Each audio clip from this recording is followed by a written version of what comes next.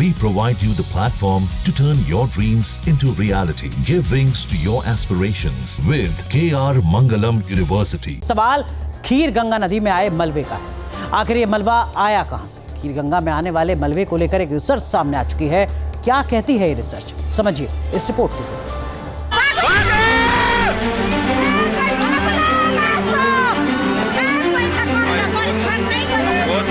देवभूमि में फिर प्रलय आया है। एक नदी ने फिर पर्यटन के लिए मशहूर इलाके को तबाह कर दिया। प्रकृति के प्रकोप से धराली ध्वस्त हो चुका है।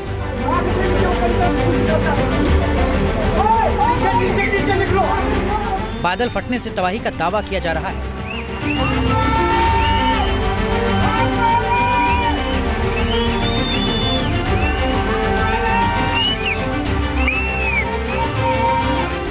लेकिन कुछ जानकारों का कहना है कि सिर्फ बादल फटने से तबाही नहीं हो सकती। बड़ा मुद्दा यही है कि धराली में तबाही के कितने ट्रिगर पॉइंट हैं।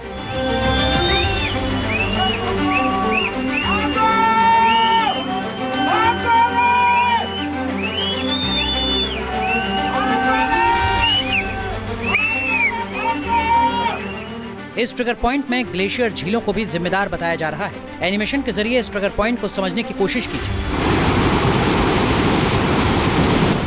कोई एक झील टूटती है, रफ्तार के साथ पानी निकलता है और फिर खीर गंगा नदी जैसे नदियों में उफान आ जाता है। जब नदी मलबा लेकर शहरों पर आक्रमण करती है तो पूरे इलाके में कोहराम मच जाता है। लेकिन एक बड़ा सवाल खीर गंगा में आए मलबे का है। उफनाई खीर गंगा में इतना मलबा आता कहां से है?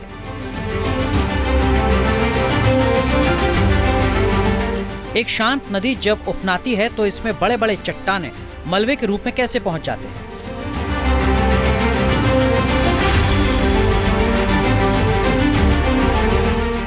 खीर गंगा में तबाही के इस मलबे की एंट्री कहां होती है? कहां ये साफ नदी मलबे में तब्दील हो जाती है?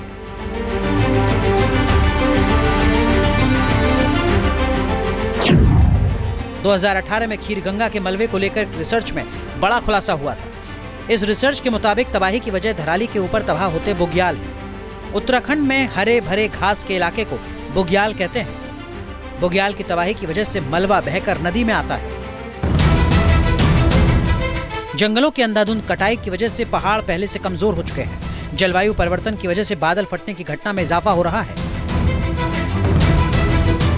एक छोटी सी जगह में अचानक भारी बरसात हो रही है। कमजोर पहाड़ की चट्टानें टूटकर उफनती नदी का हिस्सा बन रही हैं और नतीजा धराली जैसी त्रासदी देखने को मिल रही है।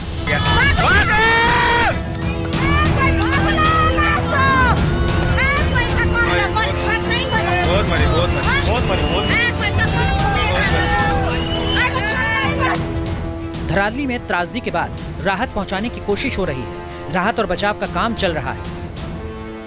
मैंने वहां पर जाकर जब सभी लोगों से मुलाकात करी, लोगों से बातचीत करी और घटना के बारे में जानकारी ली तो उन्होंने बताया कि सबसे पहले आया, उसके बाद फिर आया, दोबारा 3, 4, 5, 6 बार जो है इस प्रकार से बार बार मलबा आया और वहाँ पर सभी कुछ आपदा की भेंट चढ़ गया। साथ में वहाँ शाम तक जो है सेना के लोगों ने 190 के करीब लोगों को रेस्क्यू किया है। इस त्रासदी के बाद एक बार फिर यह साबित हो चुका है कि पहाड़ों का संतुलन बिगड़ चुका है। विनाशकारी तबाही अब पहाड़ों की नियति बन चुकी है। धराली तो बस एक सिलसिला है जो सालों से चलता आ रहा है। Team news nation.